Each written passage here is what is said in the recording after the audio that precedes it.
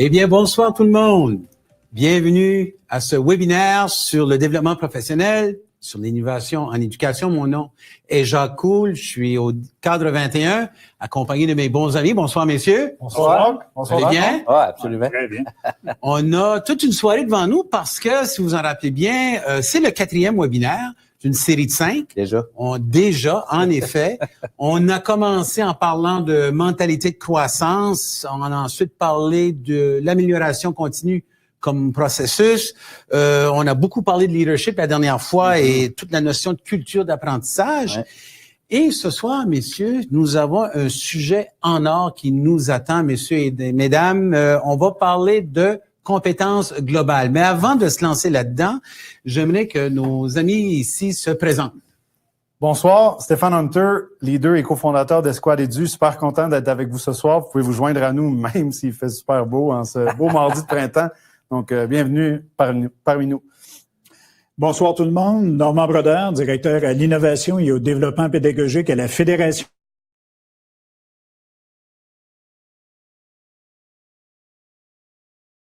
Je vois qu'il y a plusieurs de l'Ontario, du Québec qui sont en train de se brancher. Saskatchewan, bien heureux de vous accueillir. Oui. Fantastique. Oui. Armadou, je me souviens de notre conversation. Merci d'être là. Marius Bourgeois, leader Escouade Edu. Bonsoir, messieurs. Vous êtes en forme? Oui, plein de forme. Très en forme. Excellent. Merci de vous joindre à nous, chers collègues de partout, on voit, si vous le faites en direct ce soir. Si vous le faites sur votre temps, en train de visionner la rediffusion, merci de prendre votre temps pour votre développement professionnel. On a tout un programme encore ce soir, surtout de bonnes questions posées par rapport à notre rôle avec ces compétences globales-là. Oui. Puis je veux simplement vous rappeler que vous avez reçu dans les courriels précédents, le webinaire, le guide du participant à télécharger pour retenir les idées clés qui sont présentées dans le cadre du webinaire de ce soir. Donc, la question qui tue ce soir, messieurs. On commence. Vous attendiez mon signal. J'avais de la misère avec mon clicker. Alors, les compétences globales. Pourquoi est-ce qu'on parle de ça? Pourquoi est-ce qu'on parle de ça? Puis là, on vous invite, on vous lance la question. Hein? C'est ça qui est le plan. Le pourquoi s'adresse aux gens qui nous écoutent. Hein? Oui, on fait du webinaire inversé. Donc, dans le chat, si vous pouvez nous dire, vous entendez quoi, vous, dans votre coin de pays? Pourquoi est-ce qu'on parle des compétences? Quels sont les mots, les expressions, les idées, les concepts? Donc, partagez-nous vos idées dans le chat, puis on va intervenir suite à cela. Donc, si on fait une petite récapitulation rapide, au cours des dernières années, avant de parler de compétences globales, on parlait du 21e siècle. Et un monsieur en particulier qui m'a vraiment inspiré dans le cadre de mon développement professionnel, quand j'ai fait mon arrivée sur Twitter, quand j'ai découvert l'environnement infonuagique de Twitter, c'est Alvin Toffler qui nous disait que les analphabètes du 21e siècle ne sont pas ceux et celles qui savent lire ou écrire, ce sont ceux qui savent pas apprendre, désapprendre et réapprendre. Puis quand j'ai lu ça, j'ai dit « wow ». Puis 2 minutes plus tard, je me dis « OK, mais ça change quoi? » J'étais tout mêlé parce que c'est gros comme concept, c'est intéressant, c'est inspirant, mais ça ne me dit pas quoi faire lundi matin dans ma salle de classe. Autre visuel qu'on voit circuler dans les médias sociaux, le top 10 des compétences à avoir en 2020 en fonction du World Economic Forum. Ça, c'est ce que les employeurs, ça, c'est le marché, ce qu'il nous dit qu'on a besoin pour réussir, pour se tailler une place dans le marché d'aujourd'hui. Puis regardez le numéro 1, résolution de problèmes complexes.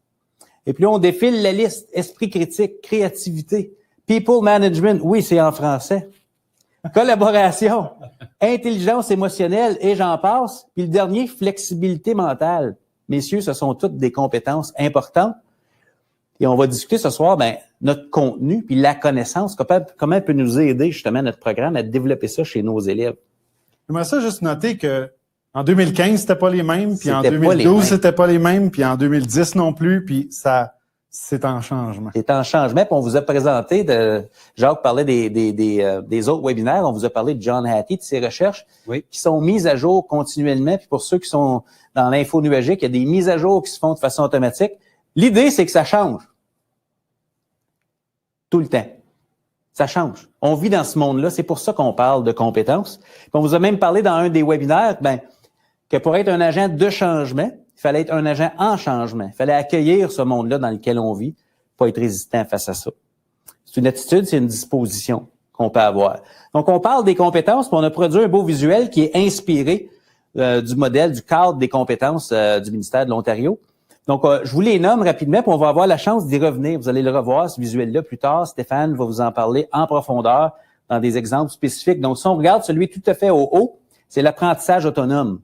C'est un peu ça qu'on fait ce soir, grâce à la technologie. On parle d'innovation, créativité et entrepreneuriat.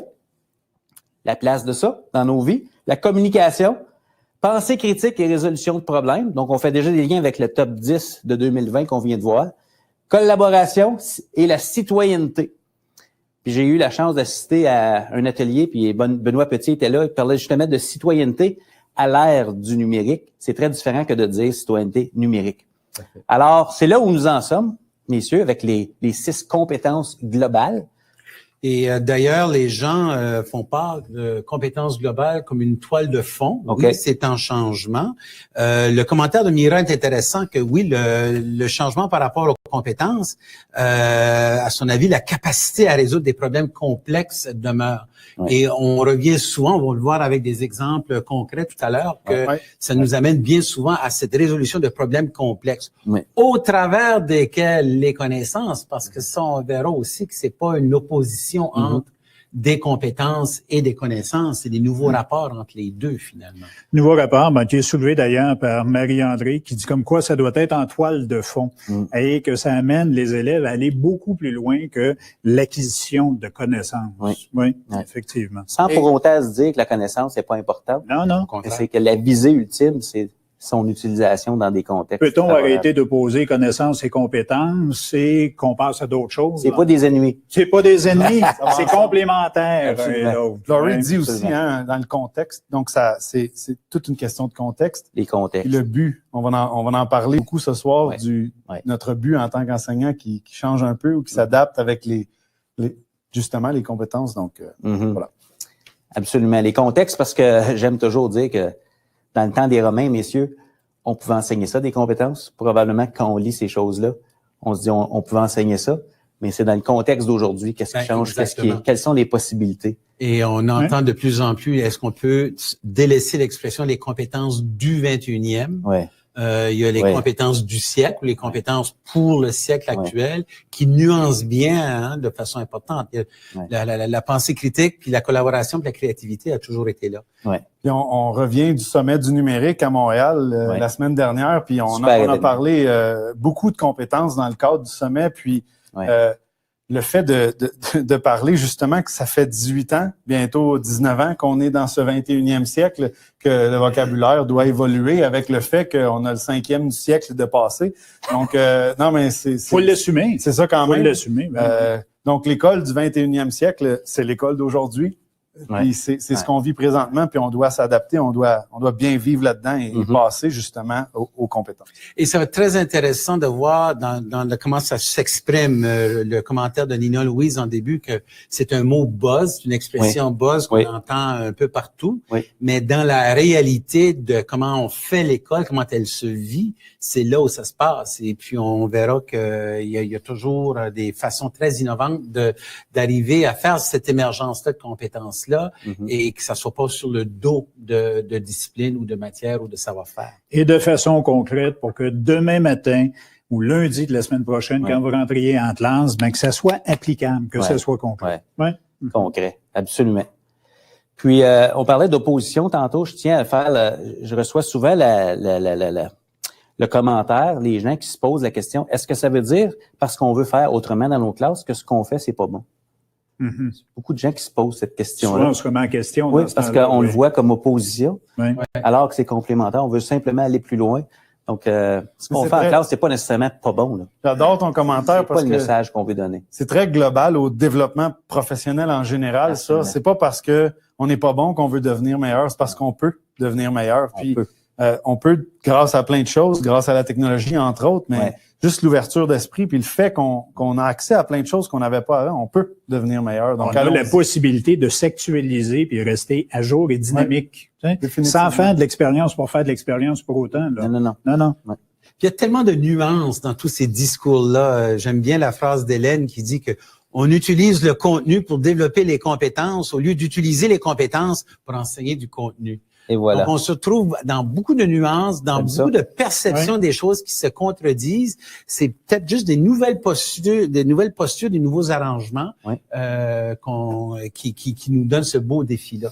Et ça rend la job d'enseigner assez complexe, merci. On est dans un univers complexe. Oui, je vois Nicolas qui parle des habiletés intellectuelles. C'est une discussion là, des derniers jours sur les réseaux sociaux, les fameux soft skills. Oui. Oui, effectivement. Oui, ils sont difficiles à traduire. Difficile à traduire. Ah oui, la discussion n'est pas fermée. Là. Les compétences molles. Oui. On a droit d'autres essais, Stéphane. Oui, OK. Je vais me réessayer d'ici la fin. C'est bon. La prochaine... l'erreur. c'est sûr. Mentalité de croissance. Échec avant. Stéphane va vous présenter la prochaine diapo. Si vous pouvez prendre une capture d'écran, c'est le temps. C'est la diapo clé de la soirée. C'est le cœur du webinaire de ce soir. Stéphane.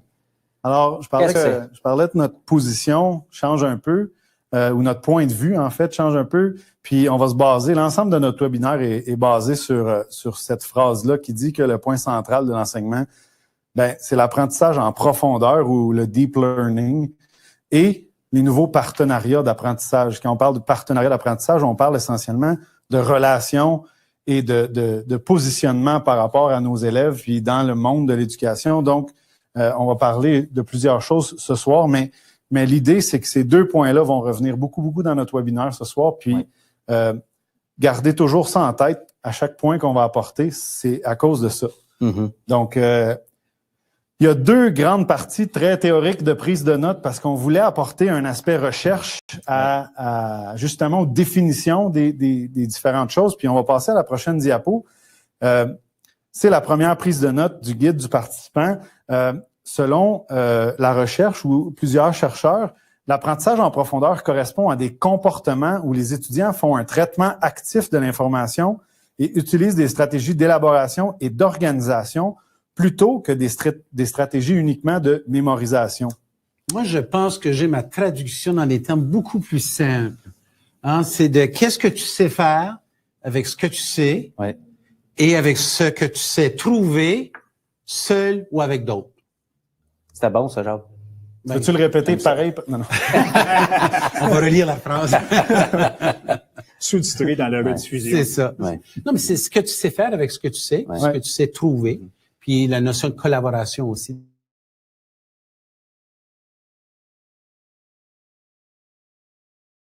Vraie vie, puis ce qui se passe à l'école. Puis l'apprentissage en profondeur, une belle démonstration de ça, c'est quand les jeunes sont capables de faire des liens explicites par eux-mêmes avec la vraie vie, d'autres matières, d'autres cours, puis c'est vraiment intégré dans leur tête, puis compris de façon profonde, puis sont capables de faire des liens. C'est là qu'on parle d'une circularité puis du dynamisme dans les apprentissages, effectivement, comparativement à la mémorisation qui est purement là, remplir des individus plutôt que de les amener à comprendre et établir ces liens-là. Oui. J'ai entendu une expression dernièrement, je fais le lien, là, ça vient de se produire. C'est tout nouveau que je fais un lien. C'est une expression anglophone qui dit « You can't get wet from the word water ». On peut pas être détrempé juste en voyant le mot eau ou H2O ou agua. Hein? Puis quand on parle de la connaissance, on peut en parler de façon décontextualisée. Puis oui, je peux comprendre ce que c'est l'eau au point de vue de la connaissance. Pour développer mes compétences en natation, il faut que je fasse l'expérience de l'eau. Puis c'est là où ça vient teinter puis changer un peu l'intention pédagogique, mais aussi ce qu'on fait vivre à nos élèves en salle de classe. Parfois, on veut juste en parler d'un point de vue théorique. Mais pour aller en profondeur et faire ces liens-là, à un moment donné, il faut amener dans le contexte, on parlait de contexte, et vivre des expériences. Ça ralentit un peu la démarche habituelle d'enseignement où on passe le contenu. Donc, ça demande un certain niveau de planification. Oui, mais c'est ce que François souligne en disant qu'en mémorisant, on comprend pas. Ouais. Hein? C'est tout simplement, c'est là, mais c'est pas incarné. Ouais. Quand on mobilise des compétences, par contre, là, on comprend mieux et on est capable de s'adapter. Ouais. Et c'est là qu'arrivent les liens et l'évolution des apprentissages. Mm-hmm. J'aime ça. C'est graduel, c'est pas instantané. Non. Ouais. La deuxième partie de cette définition-là, c'est la suivante. Donc, dans cette approche-là, les étudiants élaborent et organisent leurs connaissances, puis ça ramène un peu à ce que tu disais, donc organiser ses connaissances, cherchent à en trouver un sens et s'engagent affectivement pour mieux comprendre et appliquer ce qu'ils ont appris.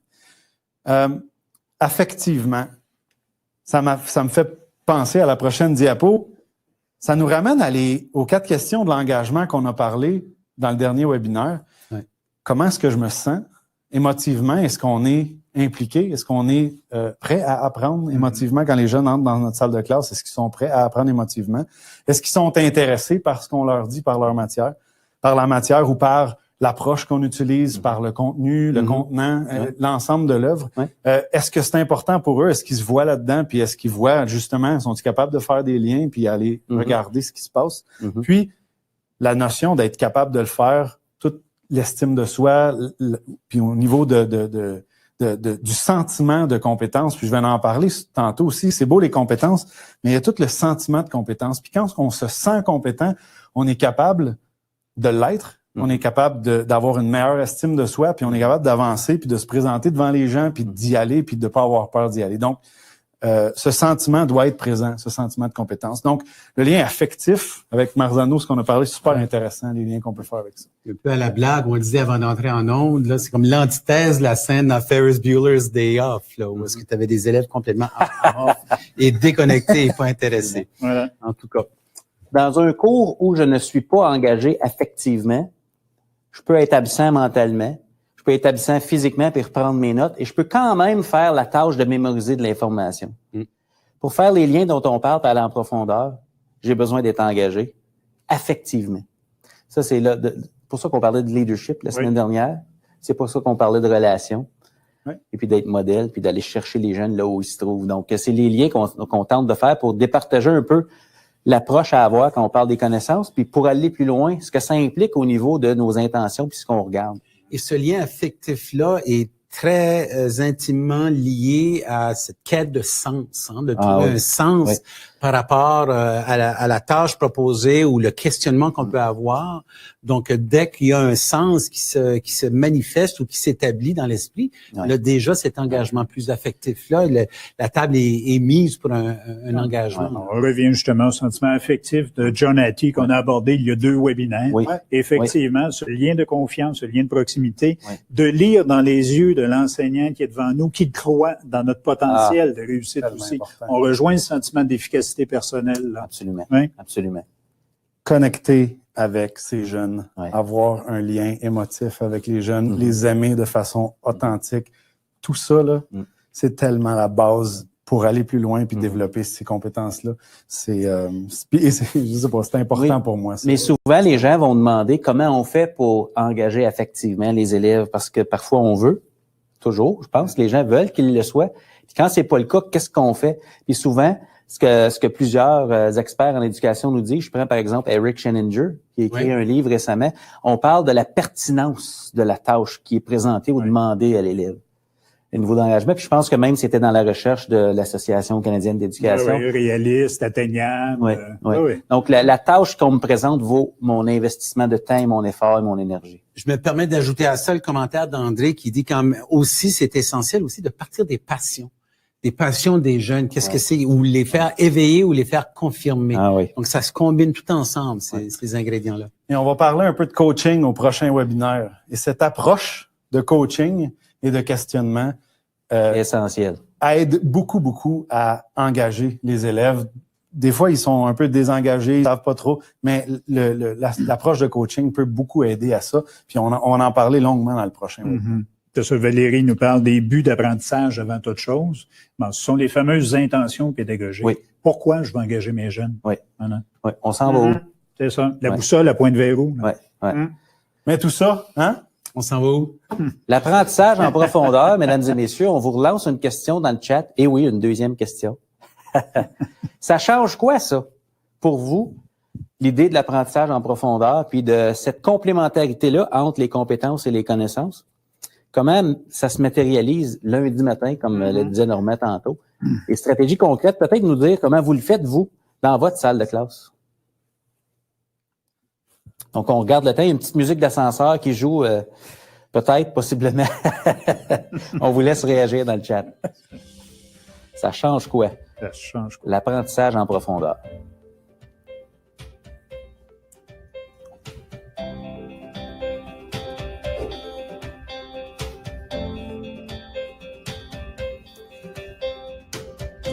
Merci, Sylvaine. Madame Linda, bien tranquillement. Valérie qui nous dit qu'on forme d'abord et avant tout des citoyens. Absolument, ce sont des personnes qui sont dans nos classes, qui réfléchissent, qui ont des émotions, des aspirations.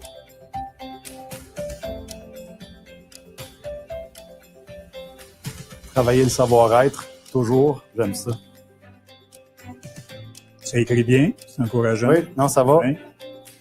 On va maintenant passer. Merci à tout le monde pour vos commentaires dans le chat. Puis comme on vous dit, puis vous l'avez sûrement vu, le chat est disponible après sur le site web avec la rediffusion du webinaire. Donc tout ce qui est écrit là-dedans ne se perd pas. On va avoir la transcription disponible en version téléchargeable. Je peux vous dire que dans les derniers instants, là, c'est parti. Là, c'est plein de bons commentaires. Bon.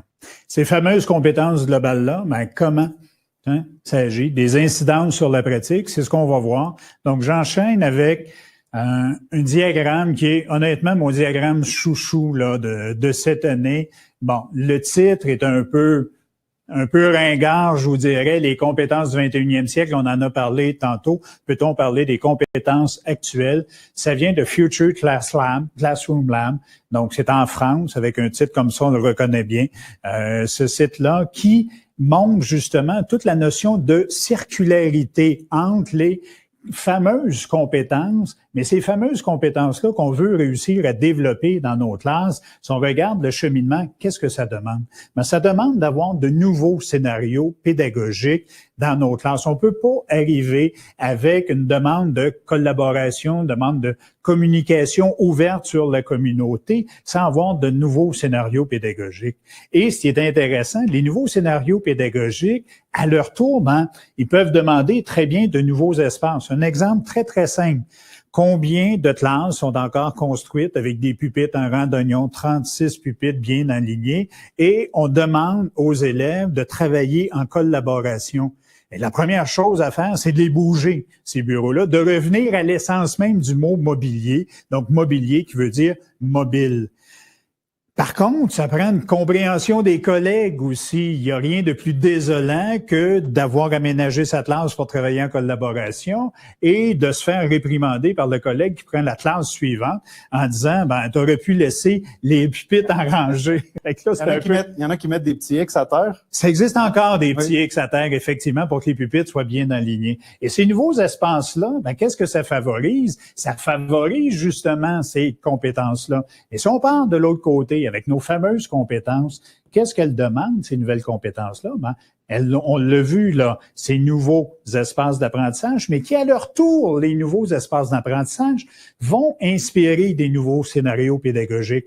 Retrouvez-vous dans une classe où vous avez un lieu collaboratif. Vous avez une zone plus de silence pour que les élèves puissent se dédier à des travaux individuels, ou vous avez une zone peut-être plus numérique. Comment ne pas inventer de nouveaux scénarios pédagogiques dans des espaces comme ça? C'est comme une évidence qui découle d'elle-même. Et ces scénarios pédagogiques-là, ben voilà, elles amènent à développer ces fameuses compétences. Donc, l'intérêt de ce schéma-là, je vous le répète, c'est mon schéma chouchou là de cette année, c'est de montrer cette circularité-là quand on commence à vraiment développer les compétences, les scénarios vont suivre automatiquement, on va être appelé à changer nos espaces et ça va faire un dynamisme qui va montrer en fin de compte que nos jeunes, ben, ils s'engagent dans leur développement de compétences et qu'ils sont drôlement plus actifs. Qu'est-ce qu'on voit, Normand, c'est vraiment intéressant. On voit des lignes pointillées entre les flèches. Qu'est-ce que ça signifie pour les gens qui ont peut-être pas vu la légende en bas? Qu'est-ce qui connecte ces trois réalités-là? Ce qui connecte les relations humaines et les technologies. Okay. Donc, c'est pas un ou l'autre, mais bel et bien un et l'autre. J'aime bien dire que la technologie, un jour, sera comme l'électricité. On se pose plus la question. Hein? Quand j'arrive chez moi, je me dis pas, ah non, c'est vrai, j'espère que l'électricité va rentrer, ou bien rentrer en classe en disant, j'espère que le réseau va tenir. Il faut que ça soit en filigrane, il faut que ça fasse partie, effectivement, de l'univers, mais tout le temps, associé à des relations humaines. Ouais. Fait que c'est comme le pointillé, je le vois comme une autoroute, un chemin. C'est la circularité. OK. Merci beaucoup. Wow. Vraiment fantastique. Je me permets de venir te rejoindre au tableau pour parler du prochain point. Et ce qu'on va faire, c'est qu'on va essentiellement passer au travers des 6 compétences avec la toile de fond de l'espace maker ou du makerspace. L'idée, c'est juste de mieux comprendre ou mieux faire des liens avec les nouvelles pratiques pédagogiques ou les nouveaux scénarios pédagogiques. Puis, j'aimerais juste ça donner un petit exemple pour faire des liens avec chacune des compétences dans un espace maker. Ça aurait pu être la robotique, autre chose, même dans une classe normale ou une classe plus traditionnelle, mais je veux juste faire parce que de plus en plus de gens... C'est juste un exemple concret que je pense que les gens commencent à connaître, cet espace où il y a des machines, des choses qu'on peut toucher, qu'on peut travailler manuellement. Donc, premièrement, la chose à dire par rapport à un makerspace, c'est que c'est pas juste pour les bidouilleux puis les patenteux. Un makerspace dans une école, ça doit être utilisé pour tout le monde et par tout le monde. Puis ça n'a pas rapport avec une matière en particulier, ça a rapport avec le développement des compétences. Mais on va essayer de faire ces liens-là ensemble. La première compétence, c'est l'apprentissage autonome. Dans le cadre d'un maker, les jeunes doivent, on parlait de connaissance de soi aussi avant, hein? Les jeunes doivent apprendre à apprendre, ils doivent réfléchir dans leur tête à comment est-ce que je pourrais mieux apprendre des choses que je suis en train de manipuler. Ils doivent relever des défis, ils doivent définitivement mettre le focus sur leur apprentissage actuel. Parce qu'un enseignant, plein de machines, plein d'endroits à travailler, les jeunes, par définition, doivent développer cet apprentissage par eux-mêmes. Donc, cet apprentissage autonome. Tu me parles du métacognitif qui est ici. Les principes d'apprentissage. Ça répond à la préoccupation. Je fais ça comment avec une classe de 30? Oui. Ils sont responsables d'être autonomes jusqu'à un certain point. Ils sont responsables de leur apprentissage autonome. Puis le but, c'est qu'ils découvrent ça, puis qu'ils deviennent plus autonomes dans cet environnement-là. C'est ça le but. Donc, c'est sûr que la première journée, quand on rentre dans un makerspace, c'est pas tout le monde qui est autonome. Le but, c'est de développer ça. Ça vient pas tout seul. Alors, il faut prendre le temps. Innovation, créativité, entrepreneuriat. Évidemment, au niveau de l'innovation et de la créativité, on a des défis à relever. Donc, il y a un problème, il y a de la résolution de problèmes là-dedans. On va aussi faire le lien avec la pensée critique, mais au niveau de la créativité, ils doivent prendre des choses qui existent devant eux et créer quelque chose pour répondre ou pour répondre à un défi ou pour arriver à un certain but. Générer une hypothèse. Définitivement. Ils doivent s'entreprendre. Vraiment réitérer là-dessus parce que finalement, c'est pour répondre à un problème, c'est pour adresser un enjeu, c'est pour trouver une solution à quelque chose. Ça peut être local, ça peut être de plus grande portée. Donc, cette cible-là, elle est bien claire. C'est pour ça qu'on s'engage. C'est pas, aujourd'hui, on va apprendre à être créatif, puis aujourd'hui, on va apprendre à être autonome. C'est qu'on s'engage ensemble, puis dans cet apprentissage-là. Oui, puis dans cette visée-là de résoudre quelque chose. Exactement. L'entrepreneuriat, on doit entreprendre notre apprentissage. On doit entreprendre notre vie, puis plus ça va, moins les emplois qui existent vont être des emplois punch-in, punch-out. Excusez l'expression. On va devoir tous être entrepreneurs de notre vie et c'est une des compétences à développer. Puis dans un espace maker, on a cette chance-là de s'entreprendre. L'autre chose, c'est les communications. Les jeunes doivent travailler ensemble, doivent communiquer, mais il y a tout l'aspect langage machine, la programmation, le dessin technique, tout l'aspect communiquer, mais avec une machine, communiquer sur le web, faire des blogs, aller ailleurs. Mais on oublie souvent que la programmation, c'est un langage de communication. On oublie souvent ces éléments-là. Donc, simplement s'ouvrir sur la communauté, aller chercher de l'aide à l'extérieur. Donc, c'est une autre forme de communication. S'ouvrir, on parle de faire ouvrir les murs de l'école, mais c'est une belle façon aussi de l'illustrer. Puis ça s'approche beaucoup quand même de la collaboration. Puis quand on parle de collaborer avec les milieux, souvent, l'exemple du Collège Beaubois, leur plastique provient des déchets d'une usine. Je ne sais pas exactement quelle usine, c'est pas important. Dans le quartier, mais il y a des retailles, c'est ça, qui ne savaient pas quoi faire avec ces retailles. Et tout simplement, l'usine a dit, si ça vous intéresse, venez les chercher. Et voilà, le collège s'est retrouvé avec du matériel pour être en mesure de le fournir aux élèves et de développer. Puis, à l'intérieur d'un rayon de 10 km de chacune des écoles que je peux connaître, il y a des usines, il y a des endroits qui peuvent vous donner de l'équipement, donner des choses. Donc, définitivement, au niveau collaboratif, ça se fait à l'intérieur du makerspace. Les élèves doivent travailler en équipe parce que, exemple, il y a une découpe laser, il n'y en a pas 24. Donc, quand on travaille en équipe, on doit chacun avoir son rôle, on doit se forcer à collaborer puis développer cette compétence-là. Au niveau de la pensée critique, ce qui est vraiment extraordinaire dans un makerspace, c'est qu'on passe au travers de la pensée ou du processus de design, qui, le première étape, c'est de l'empathie ou de comprendre le besoin. Ensuite de ça, on a tout l'aspect de modelage ou d'identification de comment est-ce qu'on peut régler ce besoin-là.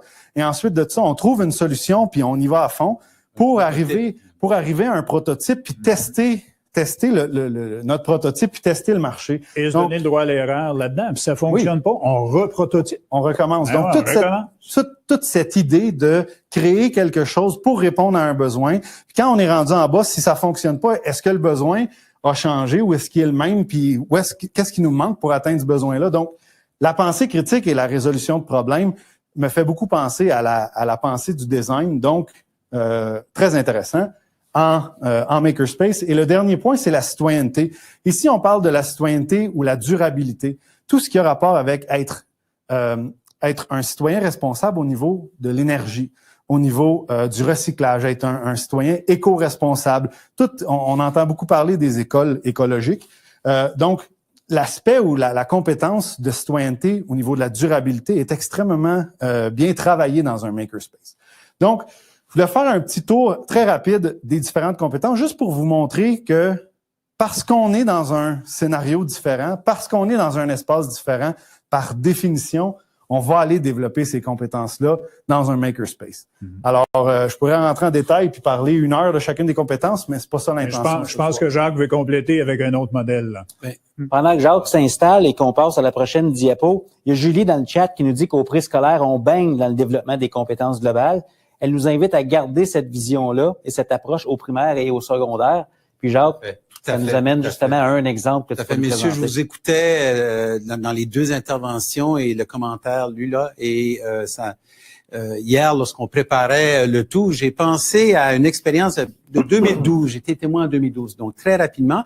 Et je tiens à saluer Manon Richardson, que peut-être certains d'entre vous connaissez, de l'école Camille Vautour. Donc, pourquoi Camille Vautour? Ben, je me suis dit, pourquoi pas? Parce que je suis certain que, puis on en a vu des exemples dans le chat, il y a tellement de belles choses qui se font, des manifestations de tout notre discours qu'on a ici ce soir, de toutes sortes de façons. L'exemple que j'aimerais vous partager ici, c'est une photo prise dans une classe. Donc, on parlait tout à l'heure au niveau de nouveaux espaces, de nouveaux aménagements. Imaginez la photo, c'est en 2012, comme je le disais. Et c'est une classe de première année. Première année, on est à l'apprentissage de lecture et ces jeunes-là, avec leurs enseignants, mais venant des jeunes, donc le besoin exprimé par eux, on n'a pas assez de livres pour lire en français. Ils avaient identifié une lacune. Et l'idée, c'était, eh bien, pourquoi on ne les ferait pas nous-mêmes? Wow. Donc, vous pouvez imaginer des jeunes de première année, évidemment bien guidés par leur enseignante, où est-ce qu'ils se sont pris à faire leurs livres, leurs histoires, et puis ces livres-là qui touchent toutes sortes de sujets, de les animaux de la ferme, les couleurs, les jeux, les légumes et les fruits, et ainsi de suite. Donc, vous pouvez imaginer tout le travail pour la conception, le texte, les images, donc tout le côté des connaissances qui vient s'imbriquer, et ensuite, ça ne s'arrêtait pas là.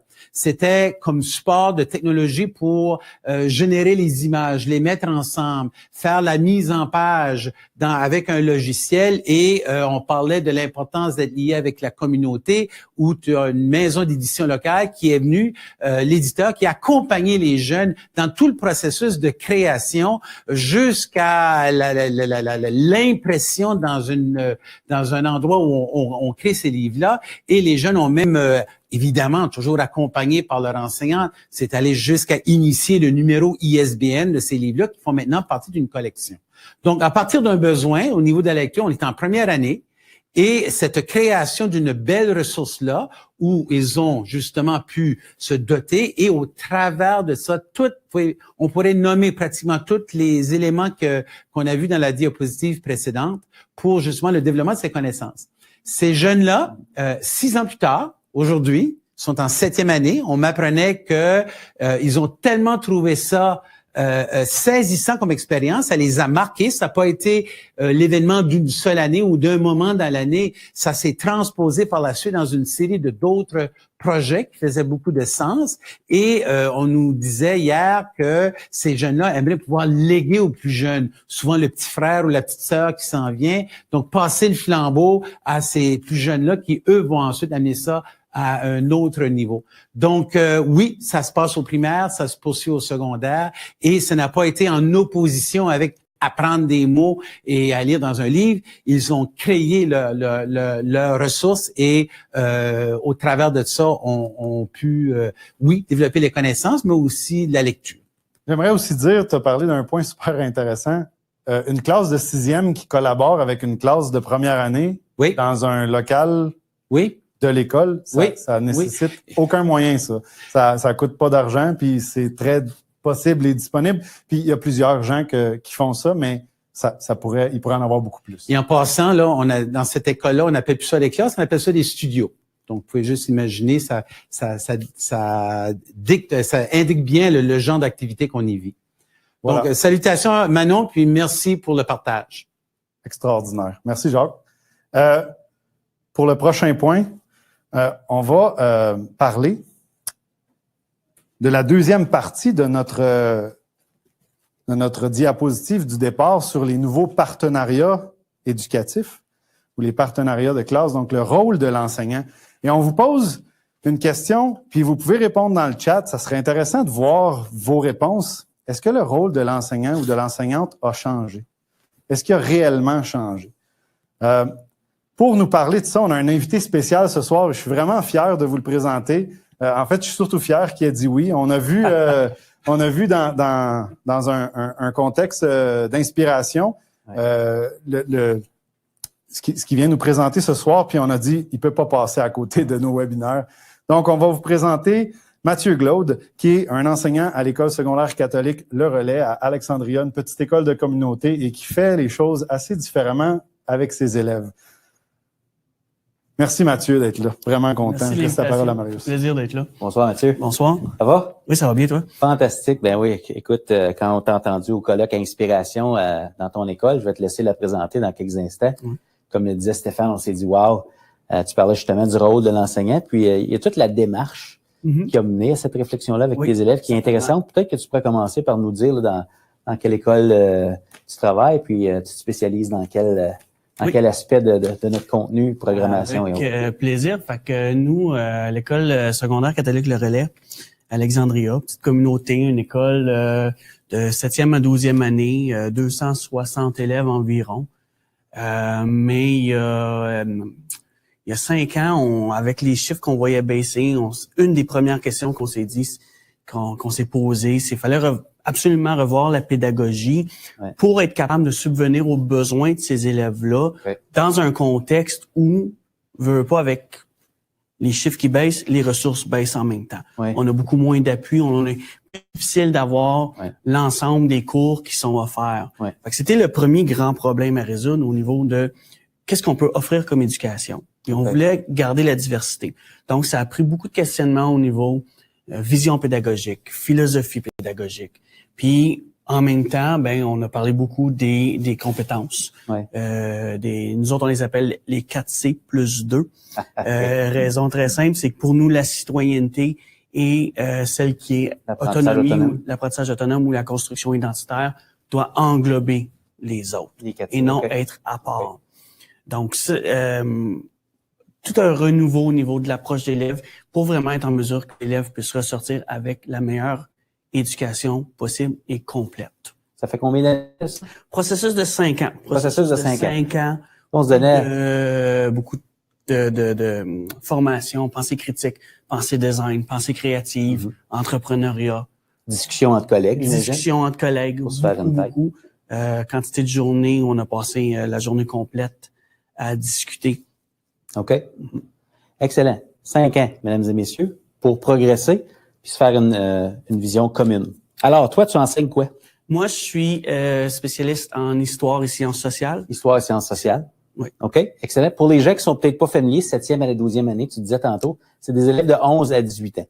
Oui. OK? Donc, dans ta salle de classe, Oui. récemment, ce qui a mené à ce que tu vas nous présenter, c'est que tu as eu une conversation avec tes élèves justement entourant ce rôle-là qui évolue de l'enseignant. Mais à la base, c'était même pas une conversation par rapport au rôle de l'enseignant. Okay. On est vraiment dans un contexte, là on parle d'une classe d'introduction aux sciences sociales, donc les 3 domaines qui sont la psychologie, la sociologie, l'anthropologie. Okay. On est vraiment dans pour moi, cet enseignement-là, c'est un laboratoire de découverte. Okay. Comme on a vu avec les compétences, comme on a vu avec l'approche, ça reste pas juste à élaborer des théories, les apprendre, les mémoriser, puis les recracher sur un test. C'est vraiment on voit une théorie, on en voit une autre et on expérimente. Un peu comme un espace maker, mais avec de l'information. Donc, on expérimente puis on fait des comparaisons. Okay. Hein? Si on prend tel élément en anthropologie puis on le compare avec tel élément en psychologie, est-ce qu'on peut faire des parallèles? Est-ce qu'on peut voir des rapprochements? Puis, à un moment donné, on fait des liens. Ensemble.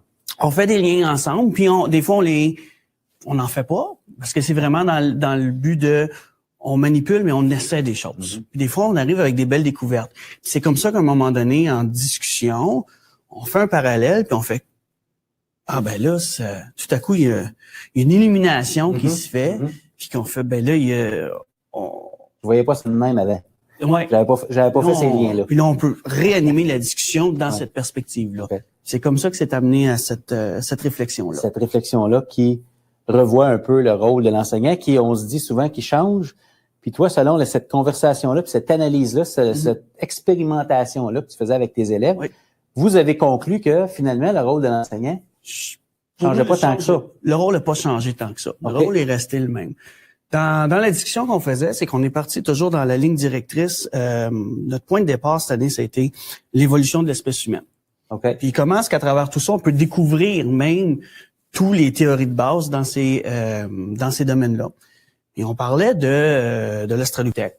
La création de l'outil. On est retourné loin. On retourne à 5 millions d'années. On a l'apparition d'un outil.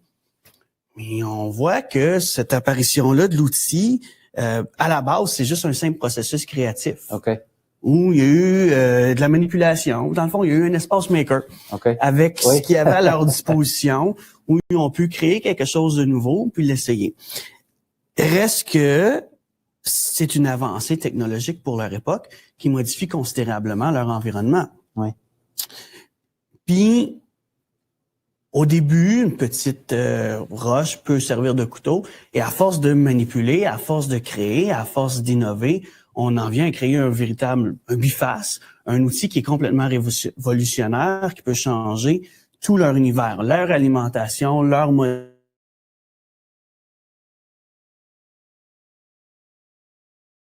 C'est quand même qu'il y a une grande composante de pensée critique à l'intérieur de ça. Parce que ça se fait pas avec n'importe quelle pierre. Donc, ils doivent être obligés d'établir eux-mêmes leurs critères spécifiques à respecter. Tu fais avec cette pierre-là, selon ce format-là, dans cette manipulation-là, qui correspond à on développe cette l'expertise avec cette nouvelle technologie-là, si tu veux, ou façon de faire. Et là, l'outil devient nouveau. C'est plus juste un outil qui sert à la chasse, c'est un outil qui peut servir à juste l'alimentation de base, mais vient des composantes négatives, peut être utilisé comme une arme aussi. Donc, ça l'amène tout un autre enseignement dans leur monde. Ils doivent s'adapter à leur contexte pour être en mesure de faire. Maintenant que tu as un outil comme celui-là, tu dois l'apprendre à l'utiliser de la bonne façon. Donc, on parle d'une composante de citoyenneté pour être capable de vivre en groupe.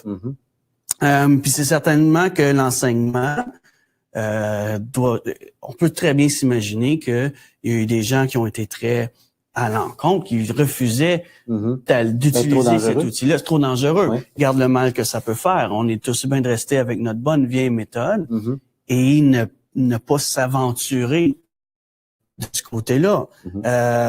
Mais ça reste que pour le bien de la communauté, pour le bien de leur survie, on reste qu'on doit modeler l'utilisation, encourager malgré les difficultés que ça peut amener dans leur contexte.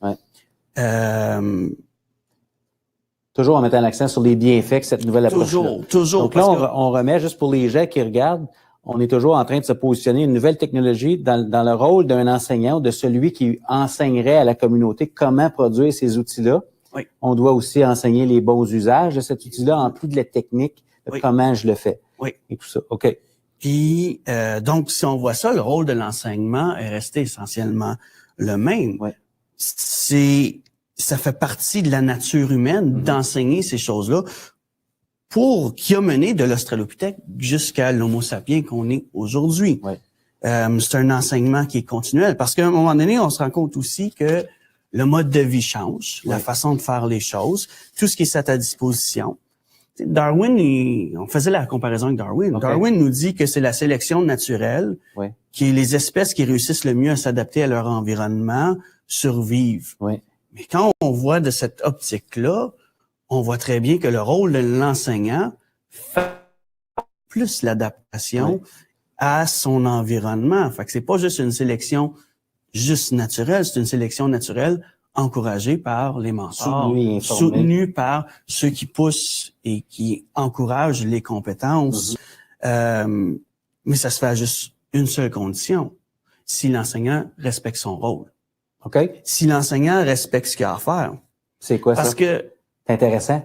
Ça pique ma curiosité. Si on donne l'exemple, c'est que c'est bien beau avoir fait ça, puis toute l'adaptation, puis tout le changement avec l'apparition d'un outil. Quand arrive la maîtrise du feu, tout est à recommencer. On a une nouvelle réalité, on a un nouveau contexte, on a un nouvel outil à utiliser. Donc, si tout ça se fait, seulement si l'enseignant respecte son rôle, c'est que l'enseignant, à la base, doit respecter le fait qu'il est dans un contexte différent d'une autre époque. Okay. L'enseignant doit adapter tout ce qu'il fait à son contexte spatio-temporel. Okay. Donc, de pas rester dans un univers qui est d'une génération qui est autre. De pas rester avec des méthodes ou des façons de faire qui sont adaptées à un contexte spatio-temporel d'ailleurs ou d'une autre époque. Okay. En d'autres mots, si je fais un exemple, j'essaie de donner un exemple concret, je viens de penser à ça. Okay? Disons qu'on est en 2018. Oui. Si moi, dans ma tête, mon rôle, c'est la mémorisation du contenu, peut-être que je vois d'un mauvais œil d'avoir accès à de l'information sur mon téléphone intelligent. Clairement. Si je pense que le rôle, la finalité, c'est mémoriser. Si la personne a accès, est-ce que c'est mémorisé? J'ai des doutes.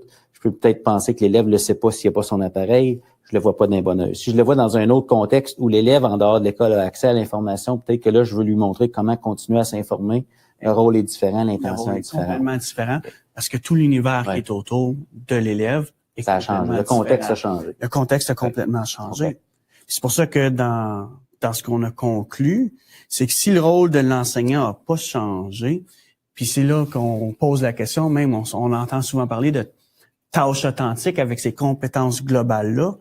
Nous, on a conclu que le mot compétence globale, même compétence du 21e siècle, était complètement inapproprié, mais qu'on parle vraiment de compétences humaines. Okay. Et la tâche, c'est pas la tâche telle quelle qui doit être authentique, mais c'est l'approche de l'enseignant en fonction qu'il respecte ces compétences humaines-là. Okay. Parce qu'un peu comme, je trouvais ça intéressant, le triangle que Normand nous a présenté.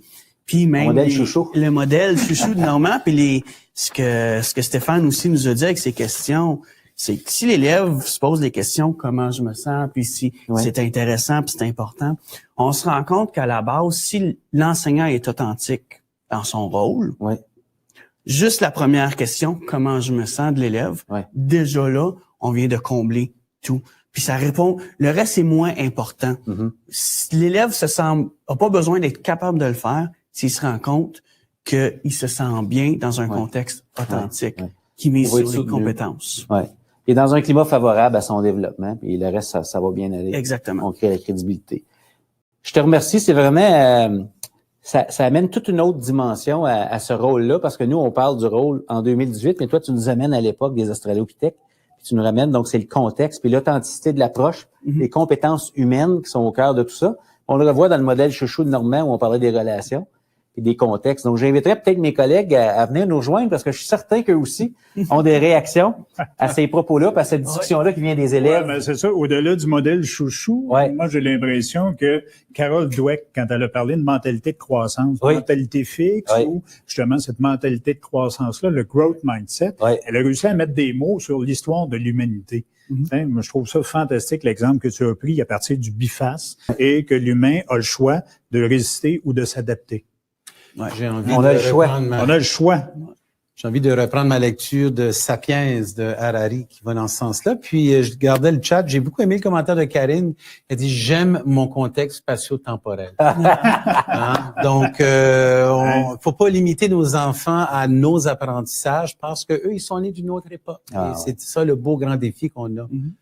L'autre chose, on parle encore du 21e siècle. Tous les élèves qui sont dans les écoles aujourd'hui sont nés au 21e siècle. Donc, c'est le contexte d'aujourd'hui.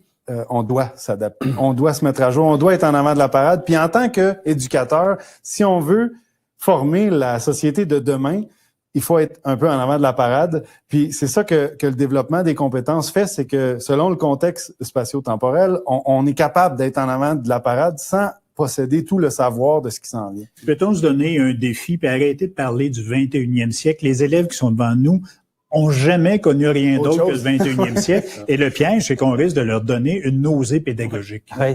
J'ai beaucoup apprécié quand tu disais le processus de 5 ans et ça ramenait toutes nos conversations des derniers webinaires, tout le leadership qu'il faut. C'est des éléments d'une organisation apprenante qui rendent possible cette réflexion-là que vous aviez collectivement, puis comment est-ce que ça a teinté vos préparations, vos réflexions, vos échanges sur le genre d'activité que vous vouliez proposer à vos élèves. Donc, ça prend ce temps-là, ce leadership-là pour et cette posture-là. Absolument. Puis on ne dit pas attendez 5 ans, mais on se dit regardez bien dans 5 ans où vous allez être si vous commencez ensemble, parce que c'est un peu ça. Si vous êtes rendu là, puis il n'y a pas de ligne d'arrivée. C'est fameux l'évolution des conversations. Des conversations avec les élèves et entre collègues aussi. Mais il a fallu vivre une difficulté et ça, c'est une particularité qu'on remarque dans les écoles innovantes. Se produit une difficulté dans le milieu et là, il y a une réaction instinctive, un instinct de survie pour l'école, pour les apprentissages, de faire autrement, de faire mieux. Est-ce qu'on est obligé, moi c'est la question que je pose à tout le monde, est-ce qu'on est obligé d'être rendu collé au mur avant de réagir alors que les occasions sont là? Proactivité. Proactivité. Absolument. Ça me fait penser, parce qu'on va enchaîner, puis on pourrait jaser de ça longtemps, il nous reste à peu près une dizaine de minutes. Il y a quelques mois, j'oublie la date, Stéphane Laporte a écrit un texte, puis à un moment donné, il pose la question qui est super intéressante, il dit à quelle année dans un siècle on arrête de nommer le siècle? Parce qu'on parle de la guerre de 39-45, là on est rendu en 2018. En quelle année on va dire on est en 18? Pas en 2018, je le sais pas, mais c'est une question intéressante parce que lui aussi était tanné d'entendre parler, j'imagine, du 21e puis de ce nouveau siècle-là. Et c'est une question intéressante. Très légère comparativement à ce qui a été discuté. C'est une transition. Mais pas inintéressant. C'est ça.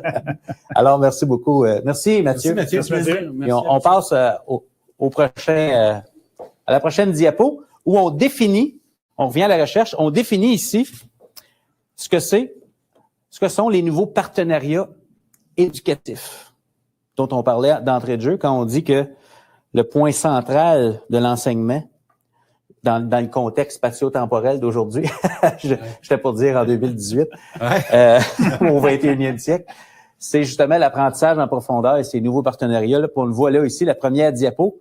On a souligné les mots qui sont dans le guide, les tirets pour faciliter puisqu'elle est plus lourde qu'habituellement. Donc, l'attention accordée à l'apprentissage en profondeur signale une mutation dans le rôle de l'enseignant dans le contexte d'aujourd'hui.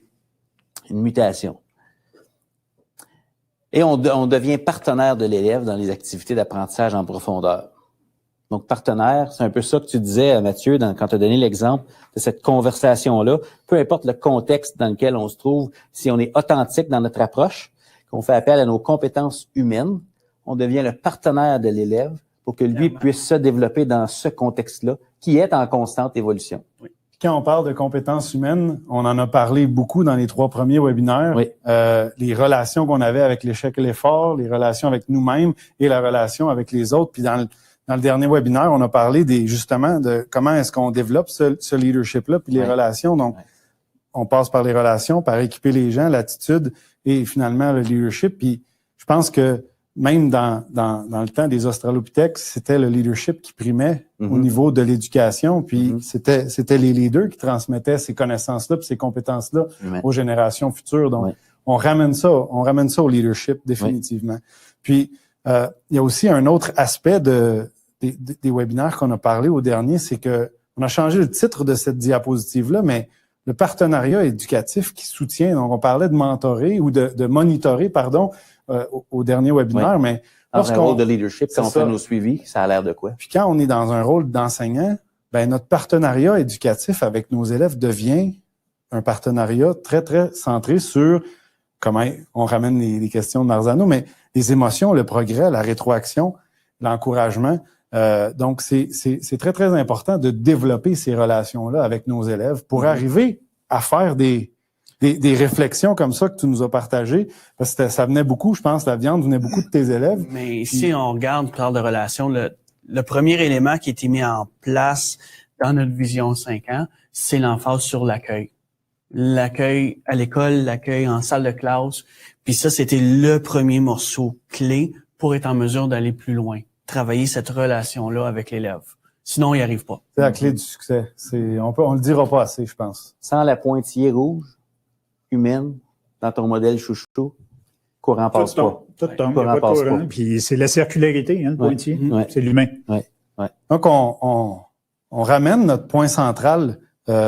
Question de juste en parler encore une fois, puis de volontairement marteler la chose. Le point central, c'est l'apprentissage en profondeur, la capacité de faire des liens et les nouveaux partenariats. Donc, le point central, je tiens à le préciser parce que Jacques le nommait tantôt, c'est l'intention pédagogique centrale de l'enseignement. C'est l'apprentissage en profondeur. C'est la relation humaine, la compétence humaine dans le contexte pour se développer. C'est là que ce que ton message de complémentarité entre compétences et connaissances prend tout son sens. Parce que pour s'adapter, on a besoin des deux. Ce soir, on n'a pas parlé d'évaluation là-dedans. Là. On ne parle plus d'un produit fini. Là, on aurait pour 2-3 webinaires. C'est le 16 juillet. Est-ce qu'on peut comprendre, c'est ça, qu'on est en processus? Et c'est ça qui importe. Processus. Je parlais de sentiment de compétence tantôt. Je vous présente une petite histoire en moins d'1 minute. J'ai rencontré un petit garçon dans une classe. Puis regardez son visage et son sourire. C'est un petit garçon qui est en extrême difficulté de communication, de langage, d'écriture, de lecture. Puis grâce à la technologie et grâce à... Ça paraît pas là-dessus, hein? Non, ça paraît pas du tout qu'il est en difficulté. Puis quand on jase ensemble maintenant, ça paraît beaucoup moins. Mais à ce moment-là, ça fait un peu plus d'1 an que j'ai pris cette photo-là.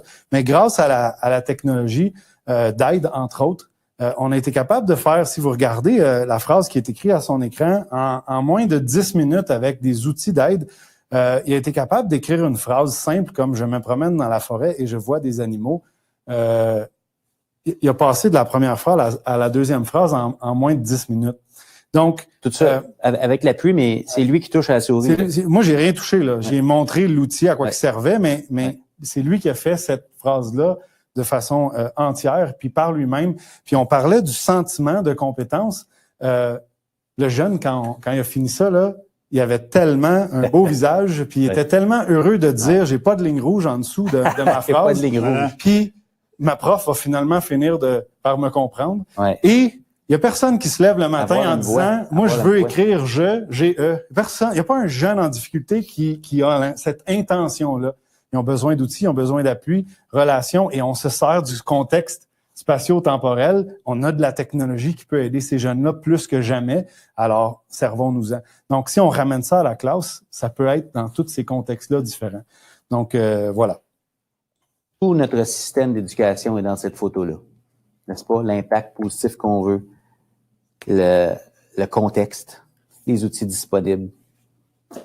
C'est une belle façon de terminer encore une fois lorsqu'on arrive à amener ça, le message clé au niveau de l'élève. Oui, il reste une minute avant de compléter.